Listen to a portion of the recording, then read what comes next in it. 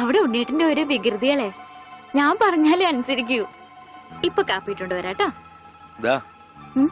കണക്ക് മുഴുവൻ ഇതിലുണ്ട്. മാർക്കറ്റിൽ നിന്ന് കാശ് കിട്ടിയില്ല, നാളെ തരാം. അവന് ഊട്ടാനും ഓർക്കാനും നീ എന്തിനീ പോണത്? കിടത്തി കുളിപ്പിക്കാൻ കൊച്ചുകുട്ടിയൊന്നുമല്ലോ. ഉണ്ണീട്ടും കൊച്ചുകുട്ടിയെ പോലെ തന്നെയാ. ഇവിടുന്ന് പോകുമ്പോണ്ടായിരുന്ന പ്രായമുള്ളൂ ഇപ്പോഴും. കൊച്ചുകുട്ടിയാന്ന് പറഞ്ഞ് കൂടെ നടന്ന് അവസാനം കയ്യിലൊരു കൊച്ചുകുട്ടി ഉണ്ടാവും, നോക്കിക്കോ. ഗോപേട്ടാ,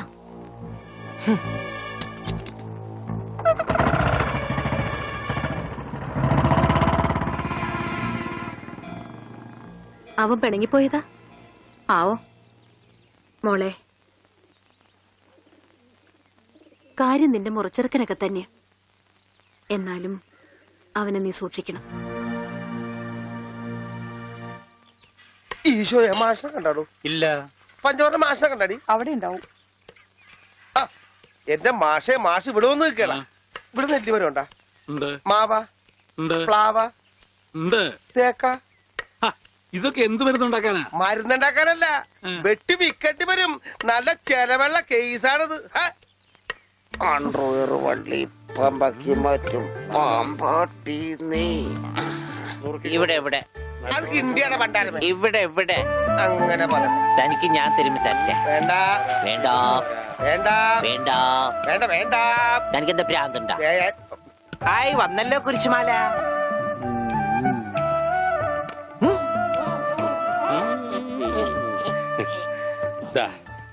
ഈ മിഠായി കഴിച്ചോളൂ. ഇത് മിഠായിയല്ലല്ലോ, ഗുളികയല്ലേ? മിടുക്കൻ, ഇത് കഴിച്ചോളൂ. പകുതി കഴിച്ചാ മതി കേട്ടോ, ബാക്കി പകുതി പിന്നെ കഴിക്കാം. പകുതി എന്ന് വെച്ചാ ഇതിൽ 8 ഗുളികയുണ്ട്. 8ന്റെ പാതി എത്ര? 8ന്റെ പാതി ഇങ്ങനെയാണ്, ഇങ്ങനെയാണ്. ഇങ്ങനെയാണെങ്കി 3, ഇങ്ങനെയാണെങ്കി 0. മിടുക്കനാ മിടുക്കനാ.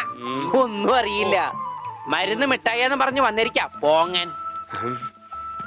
നോക്കണ്ട, ഇയാളാ. ഈ ഗുളിക കഴിക്കൂ.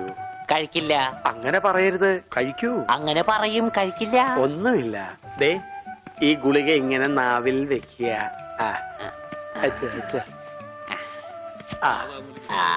ഉള്ളങ്ങി എടുക്കുക. എന്നിട്ട് എന്ത് വേണം?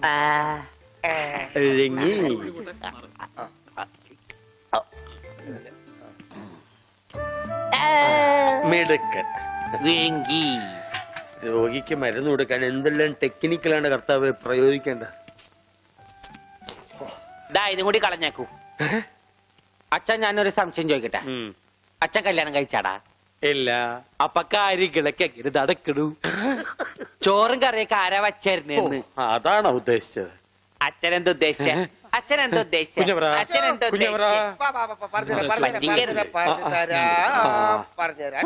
ദാദായി മരുന്ന് കഴിച്ചേ. അച്ഛൻ നന്നാ കഴിക്കില്ല മോനെ. ഈ അച്ഛനാണാ?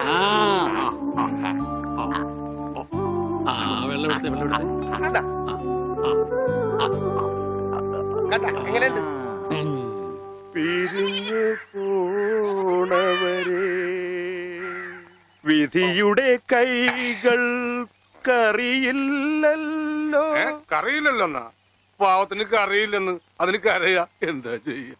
ഒരു കണക്കിന് നമ്മൾ രണ്ടുപേരും തുല്യ ദുഃഖിതരാ.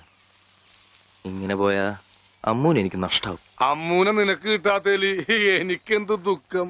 എനിക്ക് അമ്മൂനെ നഷ്ടാവുമ്പോ നിനക്ക് നഷ്ടാവുന്ന മാഷിന്റെ സ്വത്തുക്കളാ.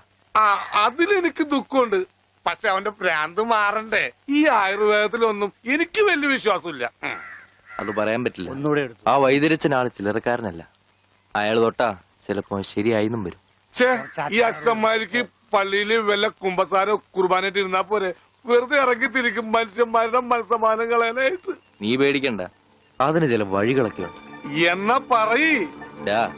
അവനെ ചികിത്സിച്ച് ഭേദാക്കിയ നിനക്ക് ചില്ലിക്കാശ് കിട്ടില്ല. അതെ, എല്ലാ സ്വത്തും ആ ദരിദ്രവാസിയുടെ പേരില. ഏയ്, ആ സ്വത്ത് മുഴുവൻ നിനക്ക് കിട്ടും. അവനെ മുഴുവൻ ഭ്രാന്തനാക്കി സെല്ലിലിട്ട. അതിന് ഭ്രാന്ത് കൂട്ടാൻ നമുക്ക് എന്ത് ചെയ്യാൻ പറ്റും? പ്രാർത്ഥിക്കാനല്ലേ പറ്റൂ. ഞാൻ ദിവസവും ദൈവത്തോട് പ്രാർത്ഥിക്കാറുണ്ട്, ദൈവമേ അവന് നല്ല ഭ്രാന്ത് കൊടുക്കണേന്ന്. അവന്റെ ഭ്രാന്ത് കൂട്ടാൻ കഞ്ചാവ് കൊടുത്താ മതി. ഇത് കഞ്ചാവാണ്, സാക്ഷാൽ കഞ്ചാവ്. ഇത് വലിപ്പിച്ച അവന്റെ ഭ്രാന്ത് ഇരട്ടിയാകും. ആശുപത്രി കൊണ്ട് പൂട്ടിയിടുകയും ചെയ്യും. അത് തന്നാട്ടെ. ഓ എന്റെ പ്രാന്ത മുത്തപ്പ. ആരായി ഇന്ദുലേഖ? അത് ഞാൻ വായിച്ചൊരു നോവലാ. കഞ്ചാവ് തലക്ക് പിടിച്ച് മൂത്തപ്പോ ആ നോവലിലെ നായകൻ ഞാനാണെന്ന് കുറച്ചു നേരത്തേക്ക് എനിക്ക് തോന്നിപ്പോയി. അതുകൊണ്ട് ഇപ്പൊ മാഷിന്റെ വീട്ടിൽ കയറാൻ പറ്റാത്ത അവസ്ഥയായില്ലേ? ഞാൻ കയറിച്ചിലും വേറെ പോവാനാ? നിന്നെയാ വീട്ടിൽ നിന്ന് പുറത്താക്കിയത്. അതെ, അതുകൊണ്ട് ഞാൻ ചുമ്മാ കയറിച്ചല്ലൊന്നുമില്ല, പിന്നെ നല്ലോണം വലിഞ്ഞു കയറിച്ചില്ലും. എന്നാ ചെല്ല്. അതെ, കുറച്ച് കഞ്ചാവും കൂടെ തരട്ടെ.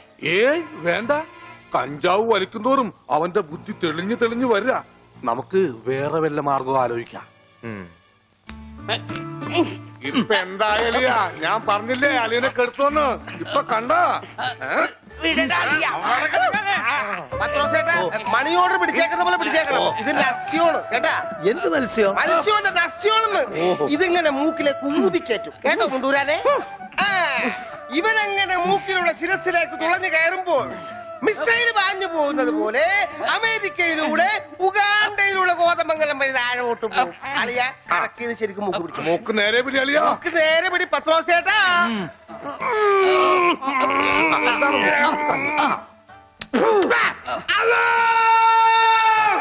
ബാങ്ക് കൊടുക്കുന്നത് പിന്നെ ദർശൻ ശിരസിൽ കയറിയ പള്ളി പണി അടിക്കാൻ പറ്റുവാടാ. അല്ലോ അല്ലോ. ഇരിക്കൂ, സമാധാനമായിരിക്കൂ. അതൊന്നും കേട്ട് പേടിക്കണ്ട, നസ്യം ചെയ്യുന്നതാണ്. സാധാരണ ഈ ഷോക്ക് ട്രീറ്റ്മെന്റ് കൊടുക്കുന്നതിന് പകരം ആയുർവേദത്തിലുള്ള ഒരു പ്രയോഗമാണ് നസ്യം. സ്മൃതിഭ്രംശം വന്നവർക്ക് അത് കൊടുത്താൽ കഴിഞ്ഞതൊക്കെ ഓർമ്മ വരുമെന്നാണ് ആചാര്യന്മാർ പറയുന്നത്. ഓർമ്മ വന്നു, ആ ഓർമ്മ വന്നു. എനിക്ക് എല്ലാം ഓർമ്മ വന്നു. കഴിഞ്ഞ ജന്മത്തിൽ നടന്ന എല്ലാ സംഭവങ്ങളും എനിക്ക് ഒറ്റയടിക്ക് ഓർമ്മ വന്നു. ആ നസ്യം എന്റെ നോസിനേക്കാണ് ഊതി കയറ്റിയത്.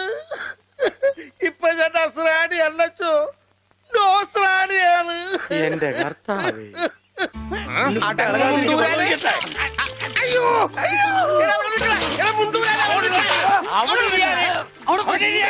ഇരിക്കടാ അവിടെ, ഇരിക്കുക. 101 കുടം വെള്ളം കോരി തലയിലോട്ട് ഒഴിക്കുക. ഈ കിണറ്റിലെ മുഴുവൻ വെള്ളം എന്റെ തലയിൽ ഒഴിക്കാൻ പോവാണ്. മിണ്ടരുത്. എന്നാ പിന്നെ ഞാൻ ഈ കിണറ്റിൽ ഇറങ്ങി കിടന്നാ പോരെ? ഈ കിണറിന്റെ ആഴം എത്രയാണെന്ന് അറിയാമോ നിനക്ക്? ഇല്ല, അച്ഛൻ പോയി നോക്കിട്ട് വാ. നോക്കിയിട്ട് വന്നാ കുളിക്കുമോ? കുളിക്കാം. നോക്കാം.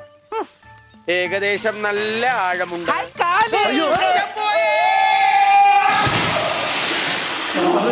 അച്ഛോ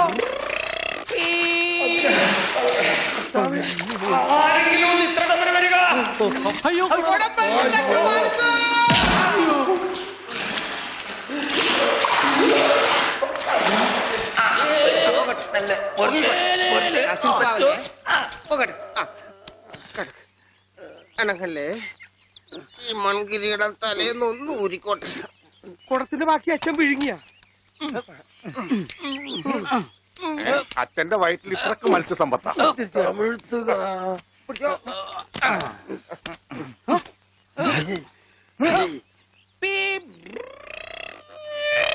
ഇവൻ അങ്ങടെ ഈ ബാണം വിട്ട പോലെ ഓടണം. ആരുടെയെങ്കിലും മുണ്ടരിക്കാനാവും. അവൻ പഞ്ച